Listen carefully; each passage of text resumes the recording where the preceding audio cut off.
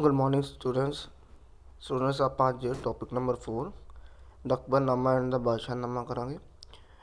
Among the important illustrated Mughal knowledge, the Akbarnama and Badshahnaama are the most well. Each manuscript contains a range of 154 over double page painting of battle, size, hunt, building, and construction codes in extras. ਅਕਬਰਨਾਮਾ ਔਰ ਬਾਦਸ਼ਾਹਨਾਮਾ Mughal empire ਦੇ ਇਤਿਹਾਸ ਦੇ ਦੋ important source ਆ, ਜਿਹਦੇ ਵਿੱਚ ਕਹਿੰਦੇ ਕਿ 150 ਪੇਜ ਡਬਲ ਪੇਜ ਪੇਂਟਿੰਗ ਕੀਤੇ ਗਏ ਆ, ਜਿਹਦੇ ਵਿੱਚ ਬੈਟਲ ਨੂੰ ਦਰਸਾਇਆ ਗਿਆ, ਲੜਾਈਆਂ ਦਰਸਾਈਆਂ ਗਈਆਂ ਆ, ਰਾਜੇ ਦੁਆਰਾ ਸ਼ਿਕਾਰ ਜਿਹੜਾ ਖੇਡਿਆ ਗਿਆ ਸੀ ਉਹਨਾਂ ਨੂੰ ਦਰਸਾਇਆ ਗਿਆ, ਬਿਲਡਿੰਗ ਕੰਸਟਰਕਸ਼ਨ ਕਿਹੜੀਆਂ ਹੋਈਆਂ ਆ, ਔਰ ਦੀਵਾਨ ਕੋਰਟ ਦੇ ਸੀਨਸ ਦਿਖਾਏ ਗਏ ਆ. The author of the Akbarnama, Abul Fazl.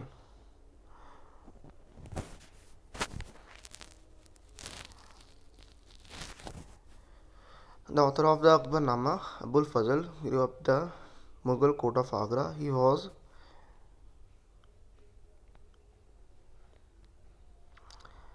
widely read in Arabic, Persian, Greek philosophy and Sufism.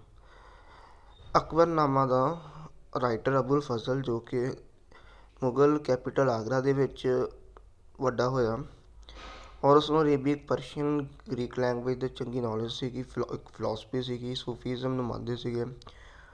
More over he was forceful debated independent thinker who constant absorbed of the view of conservative ulama. ਇੱਕ ਆਜ਼ਾਦੀ thinking, independent thinking ਰੱਖਣ ਵਾਲੇ ਇਨਸਾਨ ਸੀਗੇ, ਇੱਕ ਵਧੀਆ ਡਿਬੇਟਰ ਸੀਗੇ, ਔਰ ਪੁਰਾਣੇ ਵਿਚਾਰਾਂ ਦੇ ਕਾਫੀ ਅਪੋਜ਼ਡ ਵਿਰੋਧਤਾ ਕਰਦੇ ਸੀਗੇ, ਖਾਸ ਕਰਕੇ ਉਲਮਾ ਦੇ. This quality impressed Akbar, who found Abul Fazl ideal situated in adviser and a spokesperson for his policies. ਇਸੇ ਕੁਆਲਿਟੀ ਦਾ ਕਰਕੇ ਹੀ ਅਕਬਰ ਉਹਨਾਂ ਤੋਂ ਕਾਫੀ ਪ੍ਰਭਾਵਿਤ ਸੀਗੇ. ਅਬੁਲ ਫਜ਼ਲ ਨੂੰ ਐਡਵਾਈਜ਼ਰ ਦੇ ਰੂਪ ਦੇ ਵਿੱਚ ਉਹਨਾਂ ਨੇ ਔਰ ਪਾਲਿਸੀਆਂ ਬਣਾਉਣ ਦੇ ਰੂਪ ਵਿੱਚ ਉਹਨਾਂ ਨੂੰ ਨਿਯੁਕਤ ਕਰ ਲਿਆ. One major objective empire was to free the state from control religion orthodox. In his role, court historians Abul Fazl Bose shaped and articulated ideas associated with the reign of Akbar. ਉਹ ਪੁਰਾਣੀ ਵਿਚਾਰਧਾਰਾ ਦੇ ਖਿਲਾਫ ਸੀਗੇ ਔਰ ਰੋਕਣਾ ਚਾਹੁੰਦੇ ਸੀਗੇ ਜੋ ਪੁਰਾਣੀ ਧਾਰਮਿਕ ਵਿਚਾਰਧਾਰਾ ਨੂੰ, ਜੋ ਆਰਥੋਡਾਕਸ ਰੂಢੀਵਾਦੀ ਲੋਕ ਸੀਗੇ, ਔਰ ਉਹਨਾਂ ਦਾ ਇੱਕ ਰੋਲ ਜਿਹੜਾ ਸੀਗਾ ਕੋਰਟ ਦੇ ਵਿੱਚ ਹਿਸਟੋਰੀਅਨ ਦੇ ਰੂਪ ਦੇ ਵਿੱਚ ਹੋਇਆ. Beginning in the 1589, Abul Fazl worked on the Akbarnama 13 years, repeatedly revising of the draft. The chronology is based on the range of sources including actual record of event, official document and oral testimonies of knowledge person. 1599 ਵਿੱਚ ਅਬੁਲ ਫਜ਼ਲ ਨੇ ਅਕਬਰਨਾਮਾ ਦਾ ਕੰਮ ਕਰਨਾ ਸ਼ੁਰੂ ਕੀਤਾ ਔਰ 13 ਸਾਲ ਲਗਾਤਾਰ ਕੰਮ ਕੀਤਾ ਇਹਨਾਂ ਨੇ. ਔਰ ਜਿਹੜੇ ਇਹਨਾਂ ਦੇ ਇਤਿਹਾਸ ਸੀਗਾ ਉਹ ਸੋਰਸ ਦੇ ਬੇਸ 'ਤੇ ਸੀਗਾ, ਨੌਲੇਜ ਦੇ ਬੇਸ 'ਤੇ ਸੀਗਾ, ਔਰ ਜਿਹੜਾ ਇਵੈਂਟ ਵਾਕਿਆ ਹੁੰਦਾ ਸੀਗਾ ਜਾਂ ਆਫੀਸ਼ੀਅਲ ਰਿਕਾਰਡ, ਔਰ ਇੱਕ ਓਰਲ ਟੈਸਟਮੋਨੀ, ਇੱਕ ਓਰਲ ਜਿਹੜੀਆਂ ਚੀਜ਼ਾਂ ਹੁੰਦੀਆਂ ਸੀਗੀਆਂ ਉਹ ਨੌਲੇਜ ਬੇਸ ਪਰਸਨ ਦੇ ਆਧਾਰ 'ਤੇ ਉਹਨਾਂ ਨੇ ਇਤਿਹਾਸ ਲਿਖਿਆ. The Akbarnama is divided into 3 books, in which first 2 are chronologies, the third books are Ain Akbari. ਅਕਬਰਨਾਮਾ 3 ਕਿਤਾਬਾਂ ਦੇ ਵਿੱਚ ਉਹਨੂੰ ਡਿਵਾਈਡ ਕੀਤਾ ਗਿਆ. ਫਸਟ ਜਿਹੜੀਆਂ ਸੀਗੀ ਇਤਿਹਾਸ ਸੀਗਾ, ਥਰਡ ਦੇ ਵਿੱਚ ਆਇਨ ਅਕਬਰੀ ਸੀਗੀ.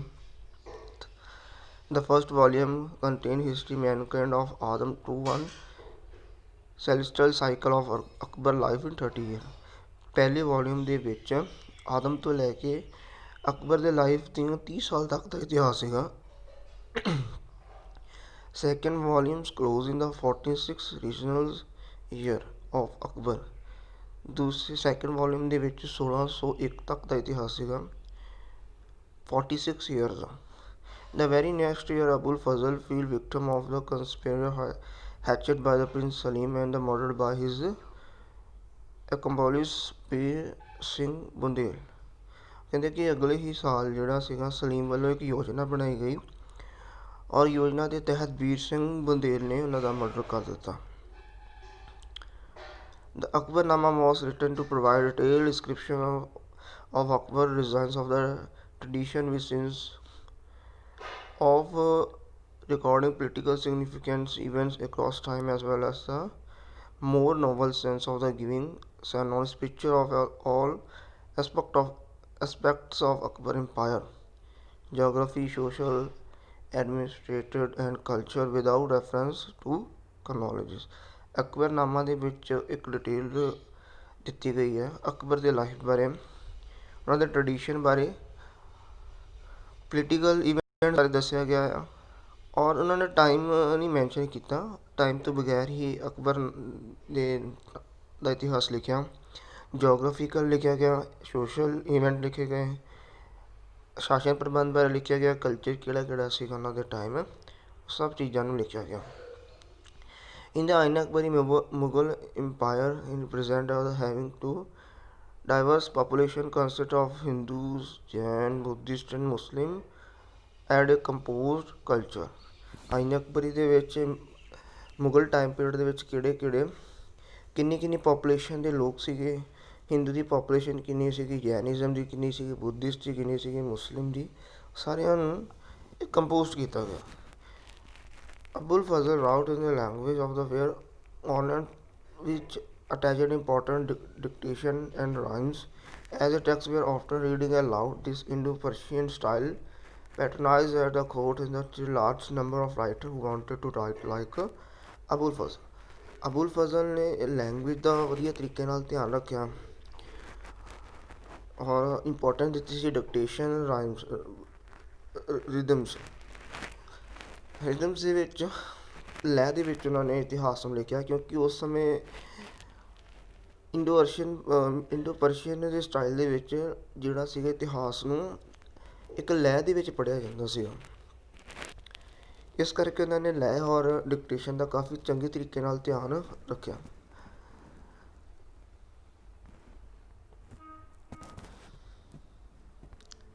Next a people of Abul Fazl Hamid Lahori is known as author of Badshahnama. Abul Fazl ਦਾ ਸ਼ਿਕਸ਼ਕ ਸੀਗਾ ਹਮੀਦ ਲਾਹੌਰੀ ਜਿਨ੍ਹਾਂ ਨੇ ਬਾਦਸ਼ਾਹਨਾਮਾ ਲਿਖਿਆ।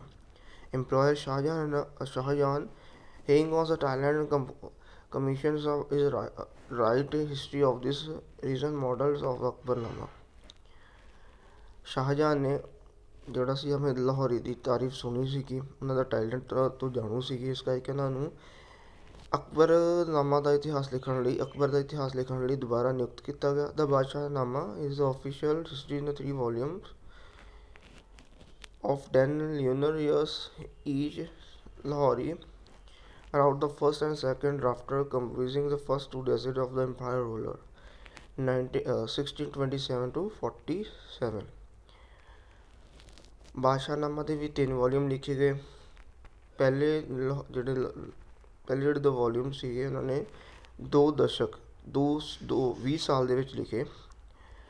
ਦਿਸ ਵੋਲੀਅਮ ਦਾ ਲੇਟਰ ਰਿਸੀਵਡ ਬਾਏ ਦਾ ਸਾਦੁੱਲਾ ਖਾਨ।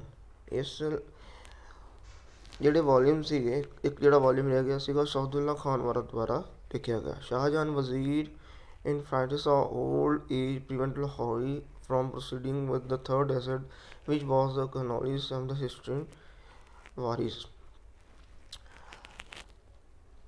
2 ਵੋਲੀਅਮ ਜਿਹੜੇ ਸੀਗੇ ਅਹਿਮਦ ਲਾਹੌਰੀ ਵੱਲੋਂ ਲਿਖੇ ਗਏ, ਪਰ ਜਦੋਂ ਕਹਿੰਦੇ ਕਿ ਲਾਸਟ ਵੋਲੀਅਮ ਸੀਗੀ ਉਹਨਾਂ ਦੀ ਉਮਰ ਕਾਫੀ ਹੋ ਚੁੱਕੀ ਸੀਗੀ ਔਰ ਬੁੱਢੇ ਹੋ ਚੁੱਕੇ ਸੀਗੇ, ਇਸ ਕਰਕੇ ਉਹਨਾਂ ਦੀ ਜਿਹੜੀ ਮਦਦ ਲੈ ਕੇ ਜਿਹੜਾ ਆ ਲਾਸਟ ਵੋਲੀਅਮ ਲਿਖਿਆ ਗਿਆ।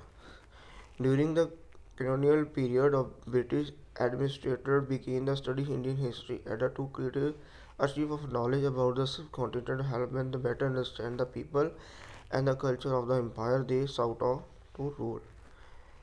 colonial period ਜਦੋਂ ਬ੍ਰਿਟਿਸ਼ ਇੰਡੀਆ ਦੇ ਵਿੱਚ ਆਏ ਤਾਂ ਉਹਨਾਂ ਨੇ ਸਟੱਡੀ ਕੀਤੀ ਇੰਡੀਅਨ ਹਿਸਟਰੀ ਦੀ, ਤਾਂ ਉਹਨਾਂ ਨੇ ਨੌਲੇਜ ਪ੍ਰਾਪਤ ਕਰਨ ਲਈ ਇਹਨਾਂ ਸੋਰਸਾਂ ਨੂੰ ਸਮਝ ਕੇ ਪੜ੍ਹਿਆ ਔਰ ਨਾਲ ਹੀ ਉਹਨਾਂ ਨੂੰ ਇੰਪਾਇਰ ਦੇ ਵਿੱਚ ਕਲਚਰ ਕਿਵੇਂ ਦਾ ਹੁੰਦਾ ਸੀਗਾ ਉਹ ਸਾਰੀ ਜਾਣਕਾਰੀ ਮਿਲ ਗਈ।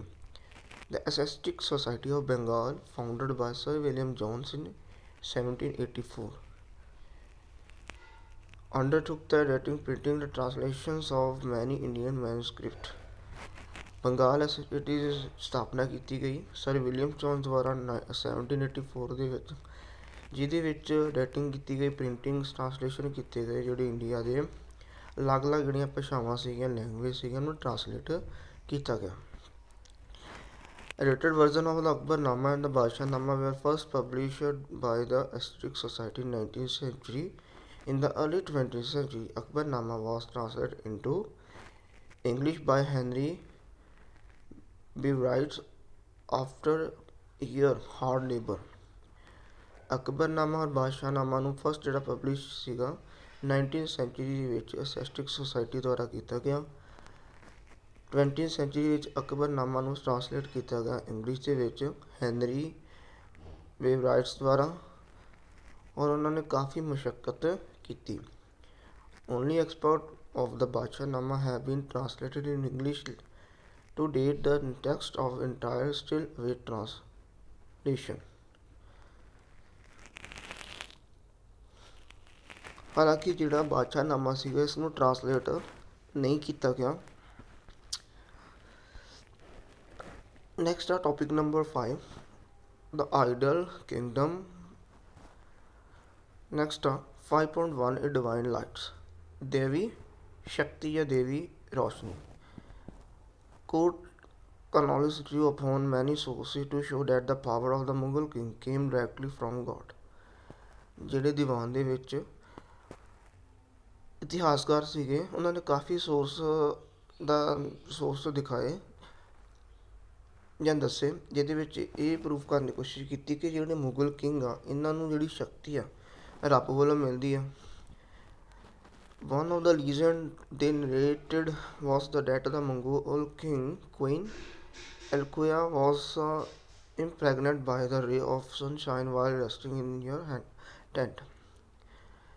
ਇੱਕ ਕਹਾਣੀ ਦੇ ਅਨੁਸਾਰ ਮੰਗੋਲ ਦੀ ਰਾਣੀ ਸੀਗੀ ਅਲਕੁਇਆ ਜੋ ਆਪਣੇ ਟੈਂਟ ਦੇ ਵਿੱਚ ਰੈਸਟ ਕਰ ਰਹੀ ਸੀਗੀ, ਔਰ ਜਿਸ ਸਮੇਂ ਉਹ ਟੈਂਟ ਦੇ ਵਿੱਚ ਰੈਸਟ ਕਰ ਰਹੀ ਸੀ ਤੇ ਇੱਕ ਰੋਸ਼ਨੀ ਪਈ ਜਿਹਦੇ ਨਾਲ ਉਹ ਪ੍ਰੈਗਨੈਂਟ ਹੋ ਗਈ।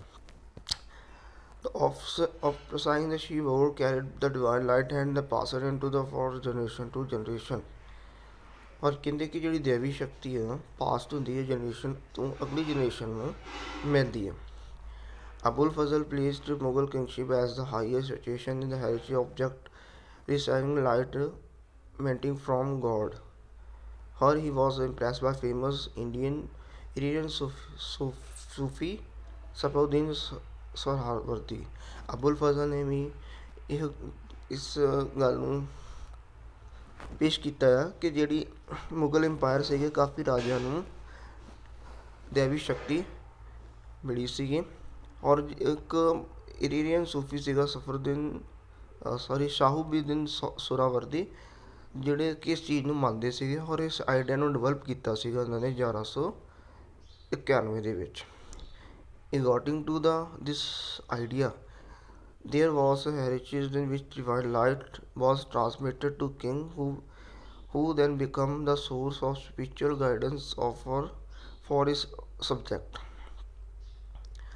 ਉਹਨਾਂ ਦੇ ਅਨੁਸਾਰ ਰਾਜੇ ਨੂੰ ਜਿਹੜੀ ਸ਼ਕਤੀ ਆ ਉਹ ਦੇਵੀ ਸ਼ਕਤੀ ਹੁੰਦੀ ਆ, ਦੇਵਤੇ ਵੱਲੋਂ ਸ਼ਕਤੀ ਮਿਲੀ ਹੁੰਦੀ ਆ, ਜੋ ਇੱਕ ਹੋਰ ਉਹਨਾਂ ਨੂੰ ਗਾਈਡੈਂਸ ਮਿਲਦੀ ਆ ਰੱਬ ਵੱਲੋਂ, ਔਰ ਉਸੇ ਗਾਈਡੈਂਸ ਨੂੰ ਲੋਕਾਂ ਤੱਕ ਪਹੁੰਚਾਉਂਦੇ ਆ, ਔਰ ਲੋਕਾਂ ਦਾ ਜਿਹੜਾ ਰਾਜ ਵੀ ਉਹਨਾਂ ਦੇ ਅਨੁਸਾਰ ਹੀ ਕਰਦੇ ਆ। Painting that accompanied the rate chronicles transmitted this idea in what way that it left lasting impression on the minds of viewers. Painting ਨੂੰ ਵੀ ਇਸੇ ਤਰੀਕੇ ਨਾਲ ਪੇਸ਼ ਕੀਤਾ ਜਾਂਦਾ, ਕਹਾਣੀ ਦੇ ਅਨੁਸਾਰ ਪੇਸ਼ ਕੀਤਾ ਜਾਂਦਾ ਆ, ਔਰ ਇਤਿਹਾਸ ਨੂੰ ਇਸੇ ਤਰੀਕੇ ਨਾਲ ਦਰਸਾਇਆ ਜਾਂਦਾ ਆ ਕਿ ਲੋਕ ਪੇਂਟਿੰਗ ਨੂੰ ਦੇਖਣ ਔਰ ਉਹਨਾਂ ਦੇ ਮਾਇੰਡ ਦੇ ਵਿੱਚ ਉਸੇ ਤਰੀਕੇ ਦੀ ਚੀਜ਼ ਜਿਹੜੀ ਹੈ ਰਿਪ੍ਰਜੈਂਟ ਹੋ ਜੇ। Mughal artist from the 17th century onward become to the portrait empire wearing is the hollow which of the say European painting the Christ and the Virgin Mary to symbolic the light of God. ਇਸੇ ਤਰੀਕੇ ਦੇ ਨਾਲ European culture ਦੇ ਵਿੱਚ ਵੀ ਕਾਫੀ painting ਬਣੀਆਂ ਹੋਈਆਂ ਆ ਜਿਹਦੇ ਵਿੱਚ ਕ੍ਰਾਈਸਟ ਔਰ ਮੈਰੀ ਦੇ ਉੱਪਰ ਇੱਕ ਲਾਈਟ ਦਰਸਾਈ ਜਾਂਦੀ ਹੈ ਜੋ ਕਿ ਇੱਕ ਰੱਬ ਵੱਲੋਂ ਆਉਂਦੀ ਆ। Unifying the force, next topic अपना 5.2। Mughal कर्नौली present the empire compressing many depart ethnic and religious community Hindu, Jain, Zoroastrian and Muslim। Mughal ਇਤਿਹਾਸਕਾਰ ਦੇ ਅਨੁਸਾਰ ਮੁਗਲ ਇੰਪਾਇਰ ਦੇ ਵਿੱਚ ਵੱਖ-ਵੱਖ ਧਰਮਾਂ ਦੇ ਲੋਕ ਰਹਿੰਦੇ ਆ, Hindu, Jain, ਜ਼ੋਰਾਸਟਰੀਅਨ, Muslim। As a source of all peace and stability, empire stood above all religious and ethnic group meditated among them and ensures that justice and peace prevailed। और सारे ही ਜਿਹੜੇ ਕਈ ਸੋਰਸ ਇਹੋ ਜਿਹੇ ਮਿਲੇ ਆ ਜਿਨ੍ਹਾਂ ਦੇ ਕਿ ਸ਼ਾਂਤੀਪੂਰਵਕ ਰਹਿੰਦੇ ਸੀਗੇ, ਸਾਰੇ ਧਰਮ ਔਰ ਸਾਰੇ ਗਰੁੱਪ ਮਿਲ ਕੇ ਰਹਿੰਦੇ ਸੀਗੇ ਔਰ ਉਹਨਾਂ ਨੂੰ ਸ਼ਾਂਤੀ ਔਰ ਨਿਆਂ ਮਿਲਦਾ ਸੀਗਾ। ਅਬੁਲ ਫਜ਼ਲ describe the idea of sulh i ਕੁਲ। ਅਬੁਲ ਫਜ਼ਲ ਨੇ ਡਿਸਕ੍ਰਾਈਬ ਕੀਤਾ ਆ idea sulh i kul as the cornerstones of united rule.